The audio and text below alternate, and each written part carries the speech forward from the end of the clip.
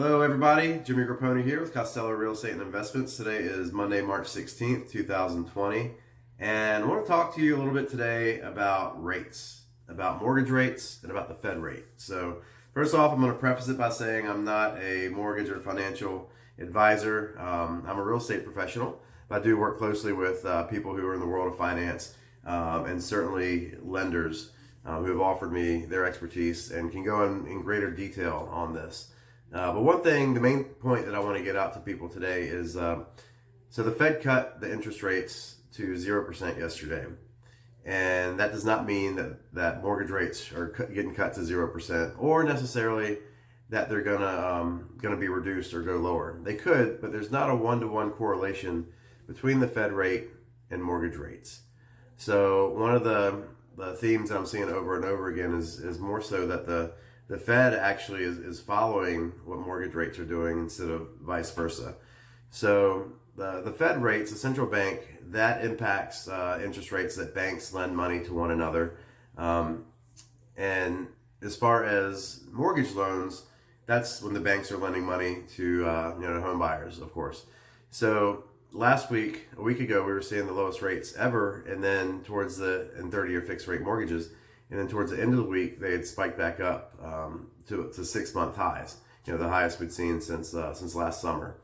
Big reason for that was because so many people were applying for refinances that allow the banks didn't have enough people to service all the loan applications, so they actually pushed back. It's all supply and demand. There was so much demand for refinances that they pushed the rates up a little bit to not encourage as many people to apply for refinances. So that's one reason rates actually went back up. But they are still really low. They're something to keep an eye on a daily basis. This is certainly a developing situation that we're going through right now with the whole coronavirus issue. So a few takeaways that I got from one of the best articles that I read, which was from Mortgage News Daily. So if you get a chance, go to mortgagenewsdaily.com and check out the article they have. It's titled "What the Fed's Emergency Rate Cut Means for Mortgage Rates." But the 4 key takeaways I got from that were, one is that no, mortgage rates are not dipping to 0%. 2, there's not a direct correlation between federal cut rates and mortgage rate cuts. 3 was mortgage rates went from all-time lows earlier in the week to a 6-month high at the end of the week, which we talked about. And then the 4th thing, and this is most important if you're someone who's buying a house, right now, if you're in the market to buy a house, is when you're working with a lender, make sure that you get all the information to your lender early, as soon as you can. If you're buying a house in the next 2-3 months, I would get that information to them now. So A, you don't get stuck behind all the people who are doing refinancing, and B, so that they can lock you in when they see an opportunity when the rates, if the rates continue to fluctuate and go up and down.